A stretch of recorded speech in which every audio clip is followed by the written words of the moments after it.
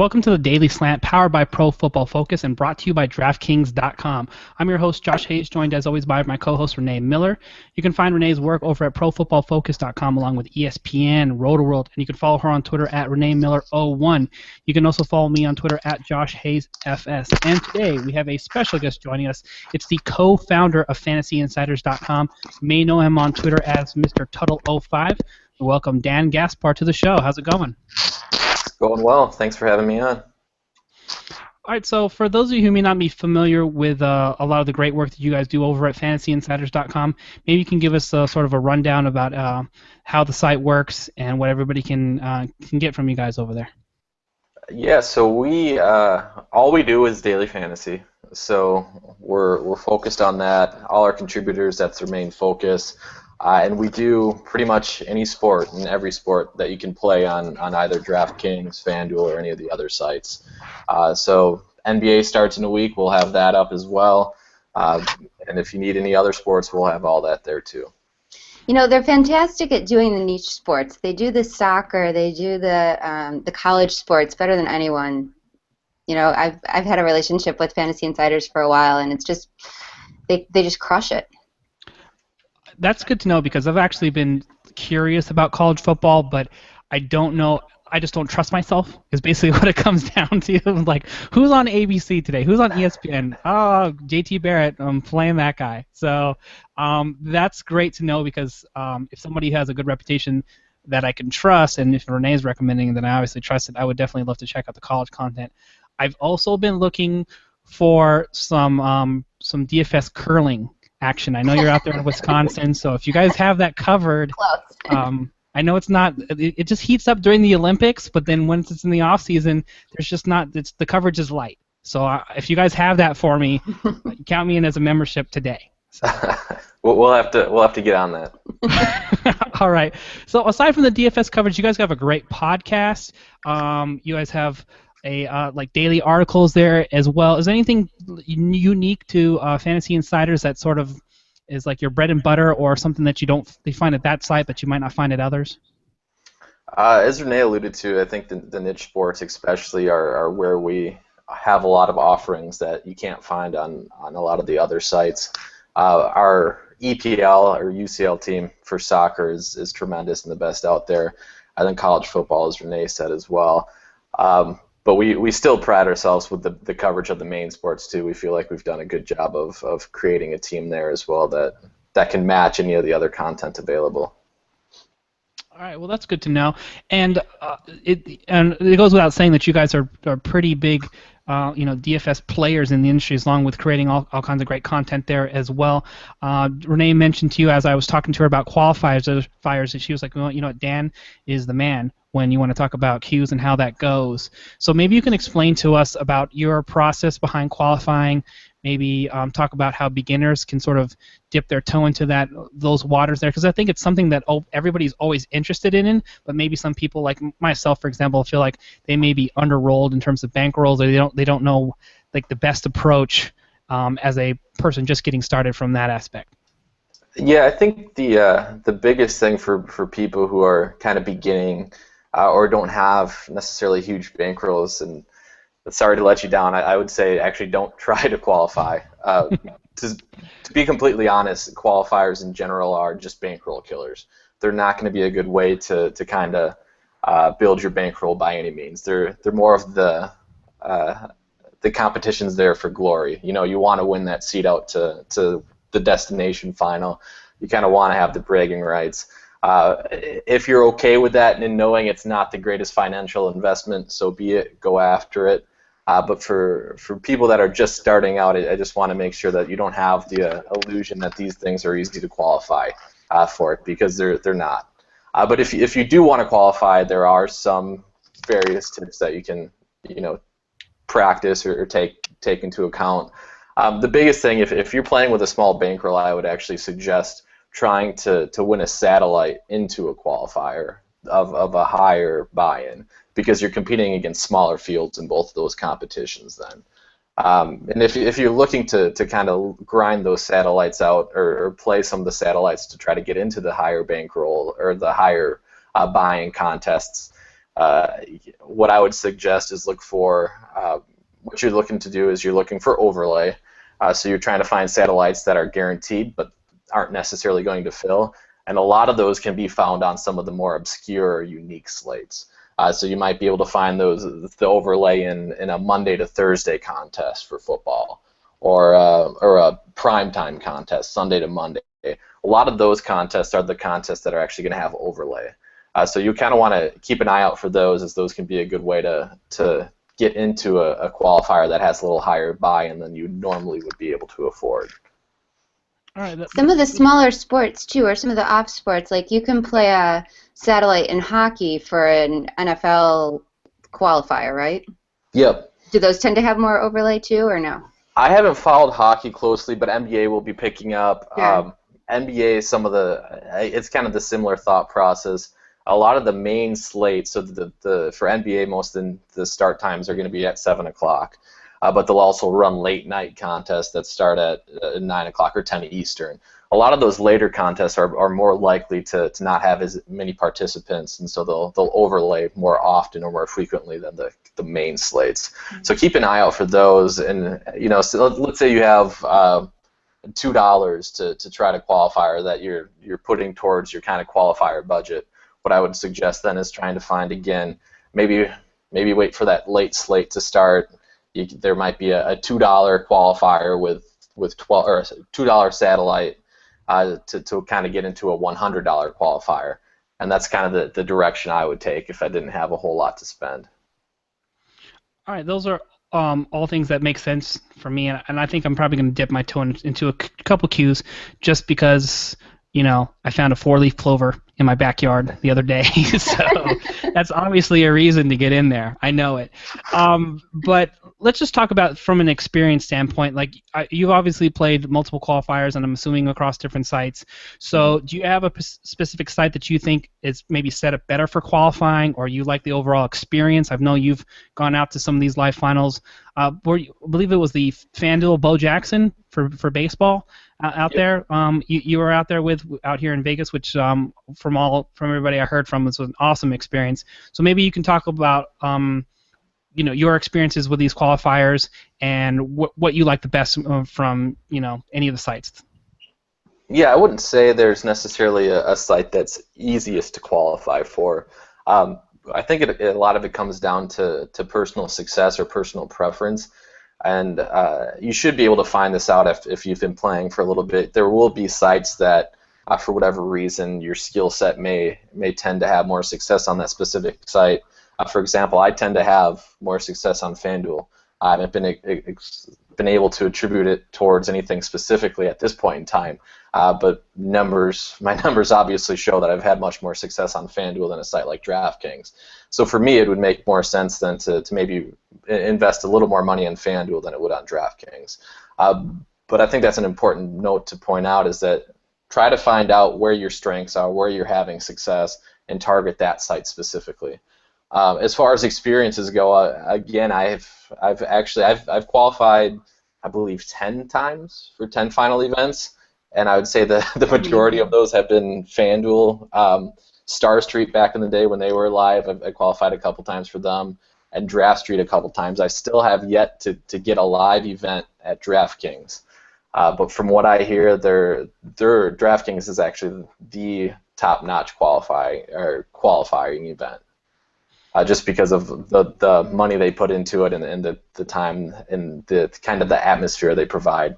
But FanDuel does an excellent job as well. So I couldn't tell you in comparison from FanDuel to DraftKings.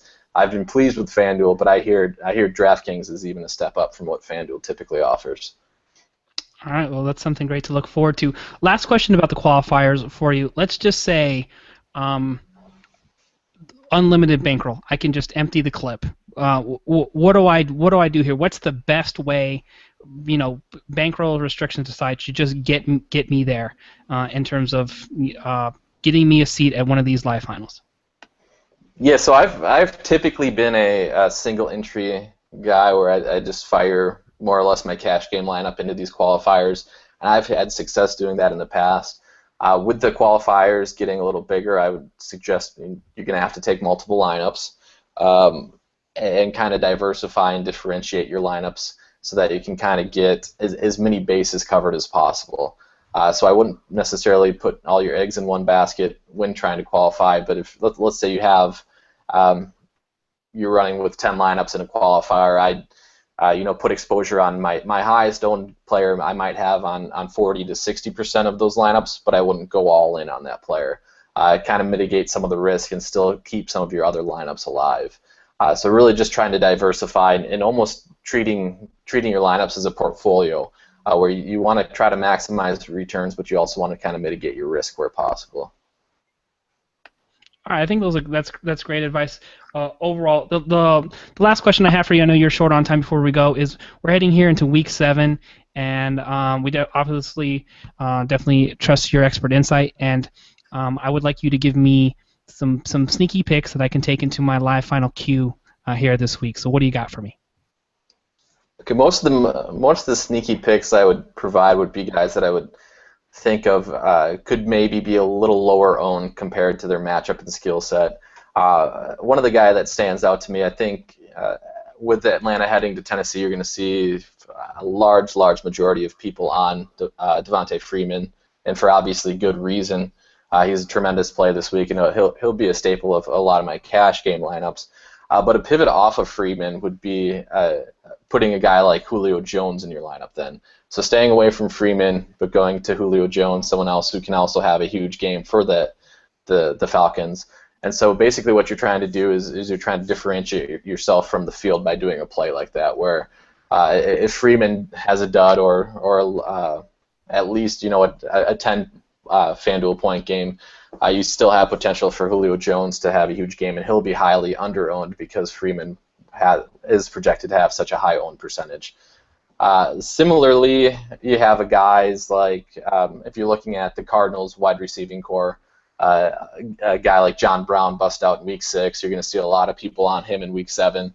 It's a good matchup for the passing game in Arizona. So even going to a guy down like Michael Floyd, who has seen his snap counts increase the last couple of weeks. He's seeing an increase in targets the last couple of weeks. And this past week in Week 6 was really, actually, I believe he had 8 targets, had 1 touchdown, had another touchdown called back. So he's a guy that's trending in the right direction, but maybe under-owned because of John Brown overshadowing him there in Arizona. All right, I like those plays at all. I was ready to just give up on Michael Floyd until he started sort of recouping some value here. I also just want to put a quick disclaimer out there. Don't do what I did 2 weeks ago, which is watch an Arizona highlight, feel good about John Brown, then later realize you have Jaron Brown in your lineup. I know a guy that did that. Yeah. I've had that. That was awesome all up until I checked my lineups. Last question I have for you. If we sign up for fantasyinsiders.com, you have NBA rolling out there. Any chance we can get a piece of the lucky beard sent over to us in return for? Yeah, I'm mailing those out every sign up we get. That's gross. If it's good enough for Andrew Luck, it's got to be good enough for Dan, right? I mean, this guy's qualifying. He's qualified for 10 live finals. Dan's beard is way better than Andrew Luck's beard. I do have a little bit of neck beard going on though too. I'm just saying it looks like there's some extra there. So there is. I'll get my membership in, and then you guys will have my address, and then we can take care of business. Sounds good. All right, Dan. Before we let you go, you want to let us know one more time where we can check out all the latest work, check you out, and any upcoming projects you have. Yeah, fantasyinsiders.com again. I have every DFS sport you can imagine. Anything that's offered, we have content for. And then personally myself, for Fantasy Insiders, I do a free Spreecast every week with Evan Silva, Davis Maddock, and Dave Kitchen. Those are Friday nights at 5 Eastern time, and those are hosted on Spreecast. If you follow myself or at Fantasy Insiders on Twitter, we send out a link that you can follow. All right, that's awesome then. Thanks you so much for joining us, Dan. We appreciate it. We'll definitely follow you on Twitter at Mr. Tuttle05, and we'll see you at the next live final. Sounds good. Thanks for having me on. See you later, Dan. All right, Renee. Well, thank you so much for booking that awesome guest. I know you have a great professional and personal relationship with Fantasy Insiders, and they obviously do great work. So, are you still contributing there with Fantasy Insiders as well? The last thing I did was a preseason football. I was part of their blueprint series of short, kind of 15-minute, very topic specific podcasts or audio segments. That was the last thing I did. So nothing regular, but yeah, so we still have a good relationship. All right, well, cool. Well, I'll definitely be checking out their daily fantasy podcast and all the great content that they have there. It's just provided. That's done by David Loughran, who was just featured in that Washington Post article. Really well done article in the Washington Post on Dave Loughran, who's known at Lofty D, one of their main contributors. Right. I think it's Lofty. LOUGHY_D to be exact. So make sure you check that. I've heard great things about that. I haven't had a chance to check it out yet. But and all the craziness that's happening in the daily fantasy industry, it's good to see something with a positive spin out there for us who are well invested in the community, like you and myself. All right, let's move forward here. Week 7 is upon us, Miss Miller. So let's go ahead and start right up here at the top of the quarterback position. Who is going to be your choice for cash games and GPPs in week 7? I think we've got a couple of my favorites on bye this week. There's no Andy Dalton, so I'm like, what? What do you do? Week 7 even a thing without Andy Dalton. So we have, and there's no Aaron Rodgers as well. So we have to look below that top tier of fantasy quarterback. And the names that stand out to me are Phillip Rivers and Carson Palmer as two really high-end options. I think Rivers leads the league in yards, and Palmer is one of the best, if not the best, in efficiency.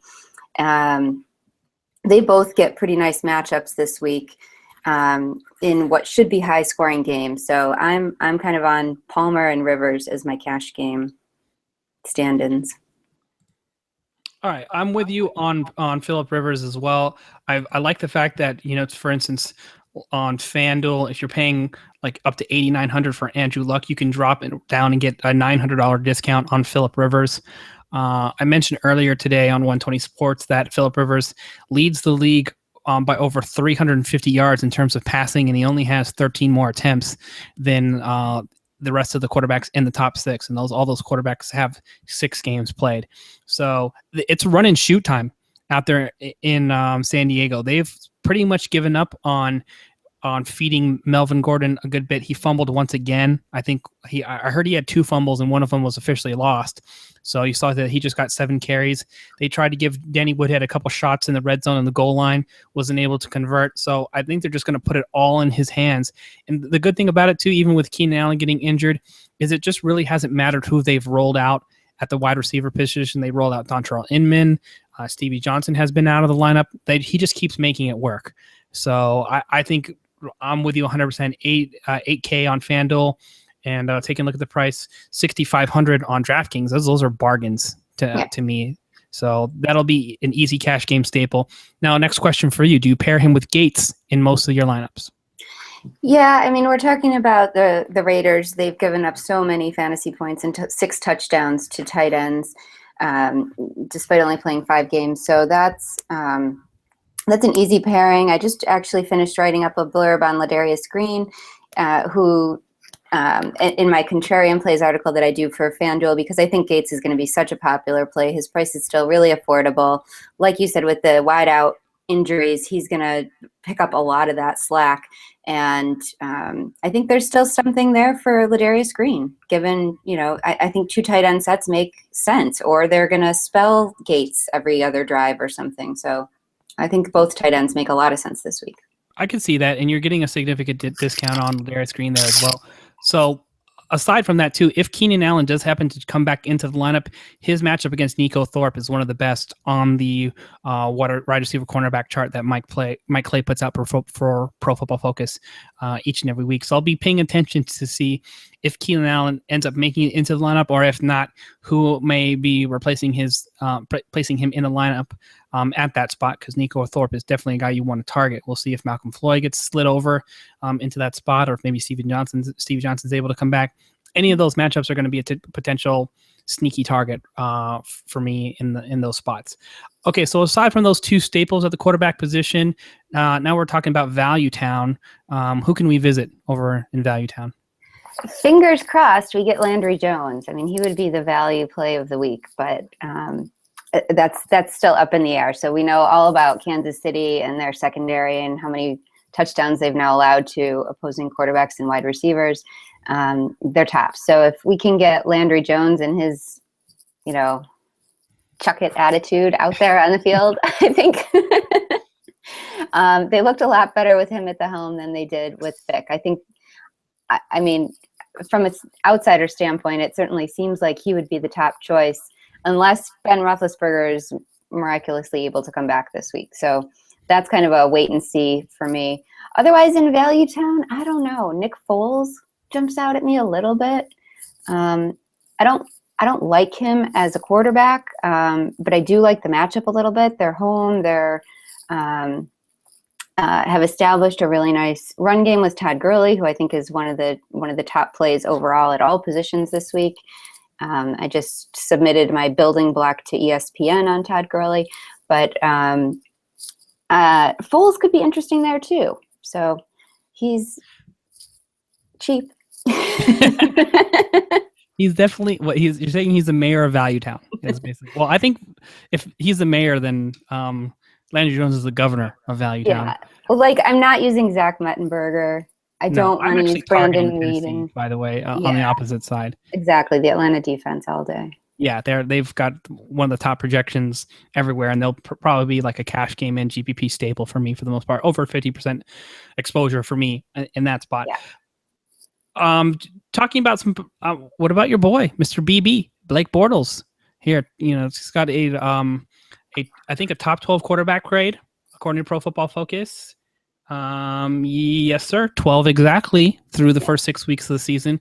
He's going to be in London. Yeah. If you're playing the Thursday slate or some super special Sunday morning start slate, which I don't know if it exists or not. I've only looked at the Thursday slate. It does. Yeah, it does. You can start at 9:30. I don't want to. I think you can on DraftKings. Yes. I don't know about the rest of the slate. So right. So he's not like in the Sunday Million slate. He's not in the Millionaire Maker slate. Right. You got to go with the super special in that slate. Okay, so full disclaimer then. That's a great point to bring up because that game is angering Bills fans. By the way, have you heard about we're not broadcasting it locally because it's live free on Yahoo streaming outrage that's going on there in Rochester? No, I'm immune to outrage. Oh, okay. So I guess you're going to be asleep is basically what you're telling me when Blake Bortles and the Buffalo Bills are playing. I'll stream it. I mean, I'd rather stream it in bed on my laptop than have to get up and turn on a TV or something. I don't know. I don't care. Oh, see, it works out perfect for you then. Okay. Yeah, I don't know. There's bigger things to complain about. Can we make a case for another resident of Value Town who may be moving out soon? And that's Mr. Cam Newton with another strong performance at home against Philly, who granted did show well against the New York Giants, but I feel like some of those turnovers were sort of a little bit fluky overall. But I don't think you can really find another quarterback outside of Tom Brady who has played well through the first 6 weeks of the season than Cam Newton. 6,600 on DraftKings feels like a fair price overall. Yeah, I mean, it's higher than Phillip Rivers and all the stuff we just said about him, but right. I agree that it's fair, and I certainly do like Cam a lot. Right, we've seen the Philadelphia defense be opportunistic and good for fantasy purposes, but that doesn't necessarily mean that they've really stopped opponents from scoring or being successful. They've taken advantage of mistakes, but Cam and the Panthers actually haven't given the ball over very many times. Their giveaway ratio is actually pretty good. So I'm very comfortable with Cam this week. I thought that if there's ever a point where we were going to finally see the Seattle defense pay off a price tag and, Cam Newton come back to earth just a little bit, it would have been in week 6 traveling, East Coast to West Coast. I guess that's not a thing. I guess it's only West Coast to East Coast. And that's only sometimes. Yeah, I guess. When it doesn't involve the New York Giants defense, I'm still bitter. Exactly. So the one other, tell me what you think about Ryan Tannehill this week as a low-owned tournament quarterback play, because I think that Miami might be closer to what we all thought they were going to be in the preseason now. They're much more balanced. We saw them really emphasize Lamar Miller in the run game. Yes. And I think that helps Tannehill. I actually think that's going to open some more things up for him and all these wide receiver weapons that he has. So I think a lot of people are going to focus in on Lamar Miller, and similar to what Dan just said about Devontae Freeman, I think the focus is going to be on Miller. People are going to forget Tannehill in the pass game, but I think that could be kind of a sneaky tournament play. I like it. I'm in there. If you've been following Mike Clay on Twitter like we do, he's been screaming for Lamar Miller to get the rock during the Joe Philbin era, and it's finally happened. I thought this works out. I'm going to just do this for sentimental purposes because Lamar Miller made me look so good, and so did Dan Campbell in my weekend article for the punt plays when I said Dan Campbell is an old school blocking tight end, set the edge for Emmitt Smith back in the day. Look for a balanced attack and look for Lamar Miller, who's been good when they give him the ball, to finally break out, and that should help the rest of the offense, and it has. Yeah. So I'm definitely in it. I don't think that Ryan Tannehill has fallen so far gone from what he was last season. He has a chance to redeem himself. The entire offense, I believe, as a whole is healthy now. They've got Cameron on the field. They've elevated Kenny Stills to the top of the lineup. And we haven't even talked about Devontae Parker as a potential option. I thought everybody, offense and defense, looked good overall. So it's a really good spot. And I think he'll be low owned because the entire talk about last week was Marcus Mariota getting hurt, getting hit low, Lamar Miller playing well, pick 6 from the defense. And sort of Ryan Tannehill just snuck under the radar there with 200 plus yards and 2 touchdowns. Okay. So I'm with you 100% there. I'll definitely have my share. Now the next question for you is that a situation where it's stackless and you don't have to pair him with Landry or anybody else, or do you want to pair him up with somebody on the Dolphins? There actually are other wide receivers that I'd rather use this week, so I'm fine with using him alone. And I don't trust Devontae Parker yet, and I don't, I think Landry gets the volume. I think Stills can get the long looks, but who's going to get the touchdowns if it's Cameron? I don't necessarily want to go too much all in on one or two of those Miami receivers. All right, fair enough. And having said that too, I still feel fairly comfortable overall with Rashard Matthews. He had a little bit of a hiccup against the Jets. Right, but 4,300 on DraftKings is super affordable. You don't necessarily have to play him along with, Ryan Tannehill if you don't want to. But that's actually a cheap wide receiver 3 flex option where it doesn't even have to count against you as a hookup because it's so cheap. You're still going to be able to roll. Most times when you create a hookup, you have to pair an expensive wide receiver 1 or a Gronk or something like that, which prices you out of any other value. But you don't have that problem if you use Rashard Matthews. Sure. So I'm with you there on the Miami play. Also, by the way, too, not enough of a price adjustment on Lamar Miller while we're talking about it. So I think you can make a case for him as well. Houston has done, I think, decently, but it's not a fade for me. Until you see a bigger price adjustment, I'm going to sort of ride the Lamar Miller train. He was in every lineup that I had locked because he was so affordable and he opened up so much salary. And everybody hated him after the first 6 weeks of the season, thanks to Joe Philbin. So now it's a different narrative, and I think it's time to get the value before the price continues to rise. Yeah. All right. Speaking of running backs, we might as well move on. And should we call this the Devontae Freeman section?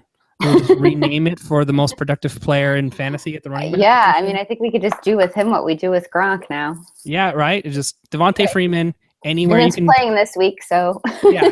If Devontae Freeman is breathing, you're playing him. But by that same thought here, I'm going to have so much Todd Gurley exposure to me. He's going to make me buy a jersey or something like that this week against Cleveland. Everyone has made hay. And if you want to know the key to my Pro Football Focus weekly punt play article is to find somebody who is relatively cheap that's playing Cleveland and make it happen. And it happened for Ronnie Hillman last week. He also made me look good. And to me, I think we're just bordering on the edge of, where you can get affordable in terms of maybe calling him a punt at $5K for Todd Gurley. The only reason that he isn't higher is because he didn't improve his draft stock by playing last week, since he was, I believe the Rams were on bye, if I was correct, for week 6. Is that correct? Weren't they on bye week 5? I don't know. I think his price hasn't risen. He's got over 300 yards in the last 2 games that he played, and I think those were weeks 4 and 6, but he hasn't scored a touchdown, and the algorithm is really touchdown dependent. So his price is still super low. Yeah, it's going to happen. He's going to score. He's rushing for more yards per game than anyone else over the past 3 weeks. So right, and he is that offense. By the way, there isn't a single other person I want to own offensively, aside from, you mentioning that Nick Foles is in the bargain bin. Yeah. But yeah, Gurley all day for me. That's desperation. Yeah, this is like you're sitting next to somebody who's related to Nick Foles, and you're like, I would play him. Yeah, sure. He could work. He's playing Cleveland. Anybody can score on Cleveland. That's true. All right, so Todd Gurley for me, those and Devontae Freeman are going to be staples. Who else should we be paying attention to at the running back position? I think Latavius Murray is someone that you should be on a little bit in tournaments, because we've seen his upside. We've seen what he can do. We've seen him be involved in all phases of the game. We also now see the downside. We've seen him have 2 really bad weeks followed by a bye week. So I think he's going to be off the radar for a lot of people, but he's got a really good matchup this week. And I'm kind of a believer in using guys off the bye, especially if they've been struggling, because I really think then they get that 2 weeks to prepare, to retool, to reset mentally and physically. And I don't know. I wouldn't trust him in cash games based on the last 2 performances, but in tournaments, I will have a Latavius Murray shares. That's fair enough. And if you take a look at what San Diego has been doing at the, defensively as a team against the rush, it hasn't been pretty overall. There's no, it hasn't. 31st overall in Pro Football Focus grading through the first 6 weeks of the season, second only to the lowly Cleveland Browns. Once again, so there you have it. There's the formula for you to find, right. Find Tampa Bay Chargers and Browns on the roster and figure out how you can make that work in your lineups from the running back standpoint. So there's some keys for you there. I want to ask you about somebody near and dear to your heart, LaShawn McCoy. All right, for your Buffalo Bills. They're just they live an hour away from me. They're not mine. Okay, you're not claiming them. No. Okay, I thought that as by default it was just it's all Bills, it's Rochester. I thought it was like signing up for a membership. You're like you live there and you're like, here's your Buffalo Bills jersey. No, you don't get. I never subscribe to that. No. Oh, okay. I thought you get like 2 free season tickets if you live in Rochester. Or something. I'm happy if they do well, but anyways, LaShawn McCoy.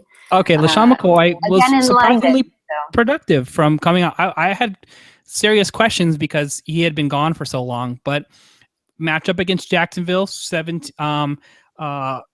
fairly productive against Cincinnati, 17.4 points on DraftKings. How do you feel? I feel okay. I don't love targeting the London games. I feel like they're always a little bit out of whack, and things unravel a little differently than you expect. I think the numbers show that they're not really lower scoring than any other game, but that's my own personal trepidation. The matchup is good, and I have liked what I've seen. I don't think it sounds like Tyrod Taylor is going to be back, so I think McCoy is going to play a very similar role as he did last week. So no arguments against it other than that it's the London game and won't be included in the main Sunday slate. Okay, fair enough.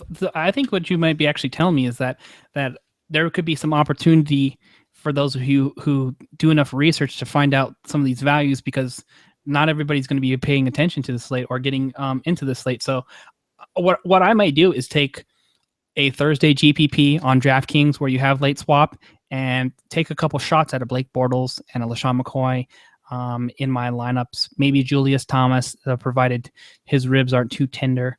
And throw them in there as just for a couple of GPP home run plays, because the matchup is really good. Jacksonville, looks like they're 26th or 27th against a run. And I actually think, by the way, if Tyrod Taylor plays, it's actually beneficial for LaShawn McCoy, because you cannot just stack the box 8-man fronts against Tyrod Taylor, because he can throw and he's a threat to run himself. Mm-hmm. So you could say that about EJ too. Well, true. Yes. I think EJ did have a rushing score himself, if I'm correct. So, yeah. So maybe similar narrative. I guess definitely not a negative for having Tyrod Taylor. I think it's probably a plus overall because we probably obviously agree that he's a higher grade quarterback. If I am correct, Yeah, that's Tyrod Taylor, I think, is in ninth overall in according to cumulative quarterback summary rank on Pro Football Focus. So he's a legit top 10 guy through the first 6 weeks of the season, and I buy it. I'll believe it.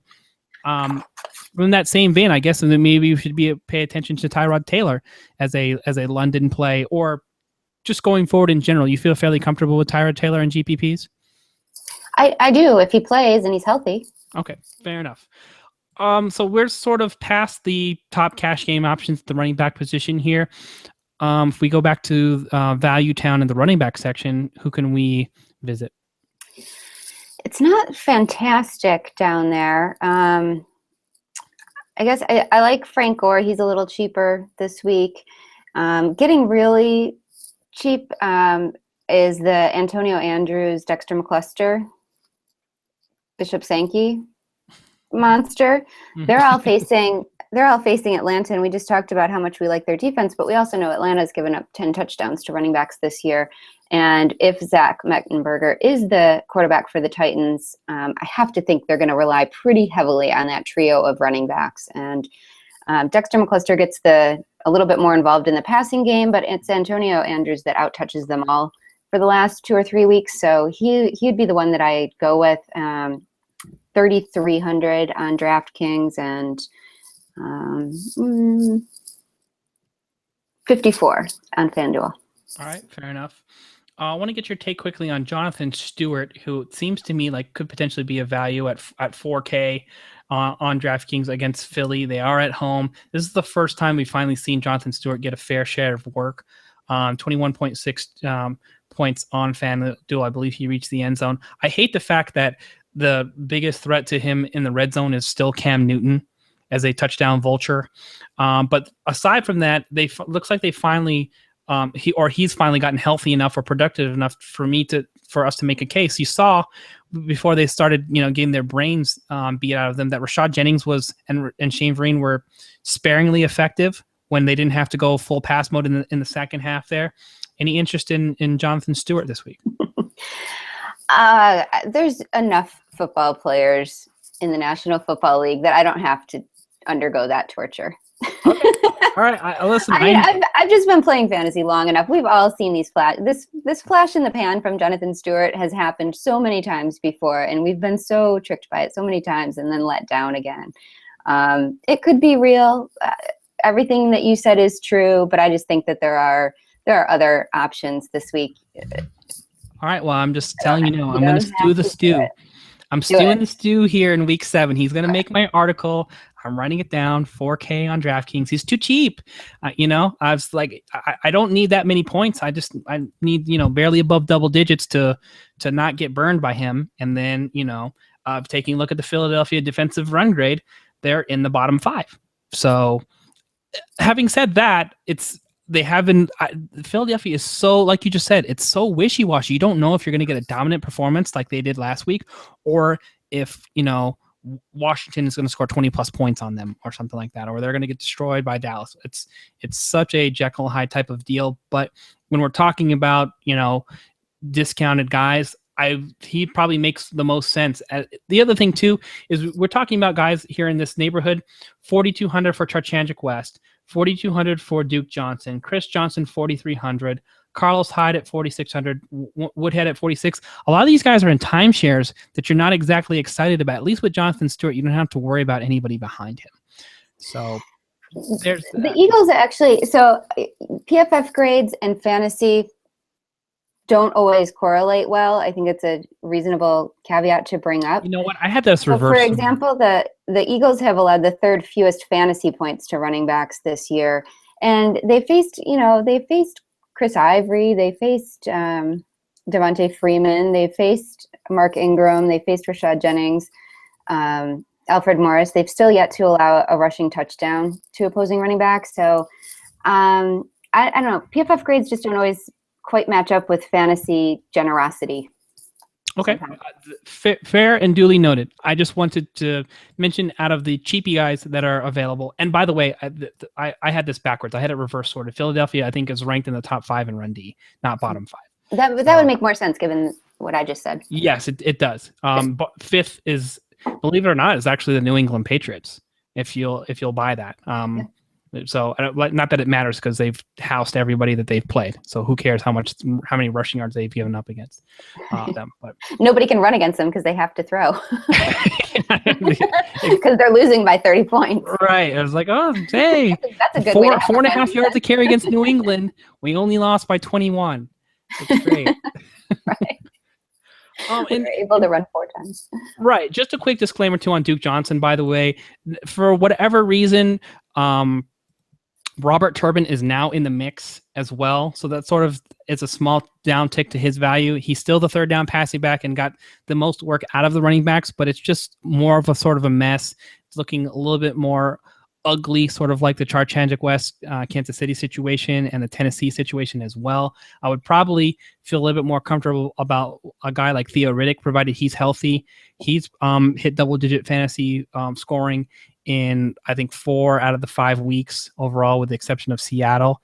And Amir Abdullah is just blowing it. This guy's had a ton of opportunity and has done next to nothing with it. So Theo Riddick for 3,400 will probably be another guy who makes my punt list this week, provided he's active. I think Minnesota's defense is better than we think. I loved Theo Riddick last week. I wrote him up a little bit. And I'll take the opportunity to take credit for some Charcandrick West hate last week. I was down on him. I said, no, show me. And neither of them showed anything. So it wasn't like I was on Niall Davis either. But right. Well, there was no reason to be. He wasn't any more productive than him either. You know, it also kind of stinks too, but maybe it's actually going to be a value point when we get to next week. Eddie Lacy, we both said fade that guy. We don't trust him one bit, and we were proven so right. But we also weren't like, oh, just get a ton of shares of James Starks, and he would have been the all-in play as a guy, this week. And so we'll see if people sleep on that coming into next week. Instead, we were to get all the Adrian Peterson shares, and that also sucked. Oh, God, yeah. Like, just to avoid so proud to avoid the Eddie Lacy tilt, only to like wallow in the Adrian Peterson tilt. I had plenty of shares in season long in DFS of Adrian Peterson too. I was like, yeah, who can pass up on this matchup? Apparently 26 carries. Yeah. Teddy, you know what it is too? Teddy Bridgewater is brutal, by the way. He's not doing Adrian Peterson any favors. That's all. It's just the same story Adrian Peterson's entire career, where he's like got some middling quarterback, with the exception of when the one time where he got to hang out with Brett Favre for a quick point in time, and it's he's forced to carry the entire load, and if he doesn't hit a home run, then they lose. So that's where we're at. All right, let's go ahead and move along to the wide receiver position here now, Renee. Top options for you for cash and GPP. Quickly, I'm running a little bit short on time today. Okay. Hopkins is now the most expensive player that you can roster for DFS, which is, I think, not where we entirely saw the field going. My top options, I like, he's obviously in a good spot. I like the Jets receivers again, Brandon Marshall. We've touched on the Cardinals, Larry Fitzgerald, John Brown, Michael Floyd. I agreed 100% with what Dan said about pivoting to Michael Floyd. He did have I think he had more than one end zone reception. He caught one touchdown, but I think he had other end zone targets. So Carson Palmer is looking for him again and more often. The pivot play, I think a lot of people might try Mike Evans again this week. I like Vincent Jackson a little bit more, maybe higher volume, a little bit safer floor for Vincent Jackson. Who else is kind of a standout? Michael Crabtree, cheap. Crabtree is ranked in the top 3 on Mike Clay's wide receiver cornerback chart, so he should be a popular option. So that's a good call there. I believe Vincent Jackson's a top 12 option there as well. He's going to get Washington's Rashad Breeland So that's a plus matchup for him as well. I wonder if Antonio Brown's going to be low owned enough for him to be value in GPPs this week. What do you Yes think? is the answer. Yeah, yes.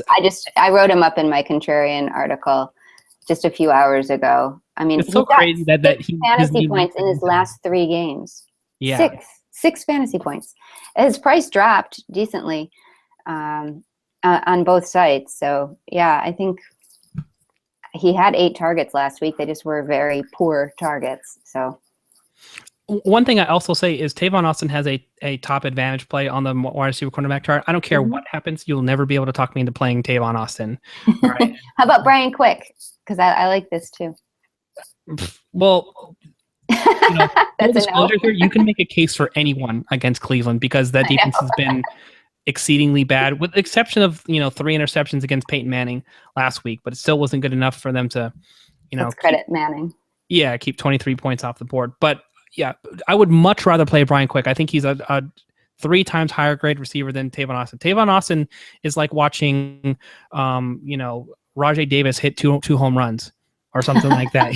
There's like, whatever. That's not happening again this season. Okay. Not real life. That's my take on Tavon Austin. And he's projected to be matched up against Joe Hayden, who might not even be in the lineup. I don't care. I don't care if it's Pierre Desir. I just won't play Tavon Austin. All right, I know we're short on time here, so we'll just do a quick run through of the tight end position. Gronk's still at the top, and his price has been quietly dropping, I believe, on DraftKings, if I'm correct there. So you get him down to 8,100 against the Jets. Yay or nay, or would you rather just go Gates? I'd rather probably go Gates or Witten this week. I like Witten a lot too, even though I hate Brandon Whedon. Witten kills the Giants over the last. By the way. Oh, is it going to be? I think they announced Castle. I mean, there was speculation. I just didn't see anything official. Okay. Yeah. I believe. Well, I'm down on Matt Castle too. Well, yeah. Well, you know what? Too, in that same vein, I'm going to go. I'll gamble on a couple of New York Giants defensive lineups too, because I feel like Matt Castle is just a turnover waiting to happen as well. So I don't care if he's had the bye or not. That they just don't have enough weapons for him to be, for them to make plays. It's outside of Witten. I will have shares of Christine Michael this week. We forgot to mention him. Yes, we did. Yes. Are you interested in him as well, though? By the way.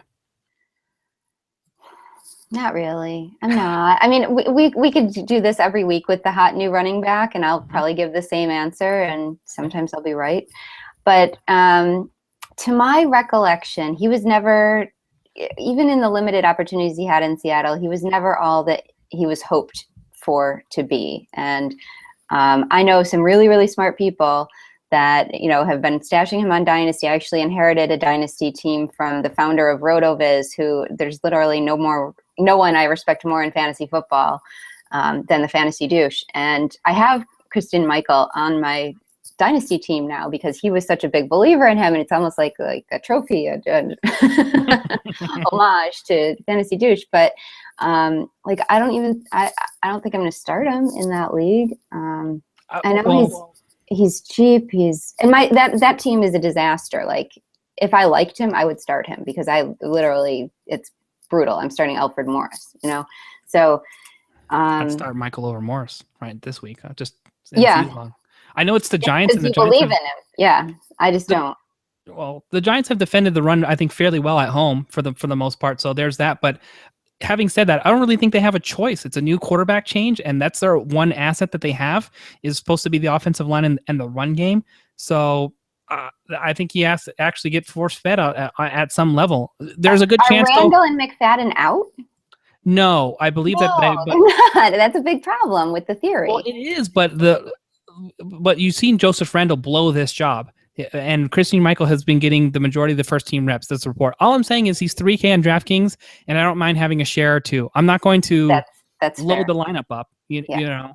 But so that's just all I'm saying. Minimum salary, worth a flyer. That's the sort of neighborhood that we're in. All right, let's go ahead and put a bow on this here at the defense position here. Renee, top couple options for you here. Barnage and Gilmore, other tight end options. There's a positive for Cleveland. Gary Barnage, the savior. Gary Barnage is a red zone monster. I'm done not recommending him because I want to be fair and balanced. He's 6'6", and they throw it to him in the red zone and he catches it. And that's all you need to know. That's reliable. Okay. Defense, we've touched on Atlanta, who I like. We've touched on Philadelphia, who I like. I think New England is probably one of the chalkier defenses going this week. Or Carolina. If, Sam Bradford wants to turn the ball over a bunch more times, they will have John Norman will gladly oblige. Exactly.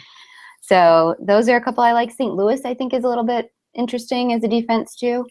Gosh, we're like Team Rams this week. I know we are. I think we hit a Ram on every position. At least we didn't talk about Jared Cook. Don't play Jared Cook. That's true. But now you just did. So there, we have it covered now. We touched it all. Yeah. We're like Greg Zuerlein in all FanDuel lineups. Yes. You're like, if you have to pick a coach on Madden, pick Jeff Fisher this week. All right, come on, Rams. Score 50 points. Yeah, we're all in on the Team Rams this week. New York Giants for 2,800 against Dallas. There's your Matt Castle stack. That's a cheeky play for you there as well. And we also mentioned that we want to go against Mettenberger in Tennessee. So that's the Atlanta D. That's what we said that there's our top option. So there's a cheapie for you.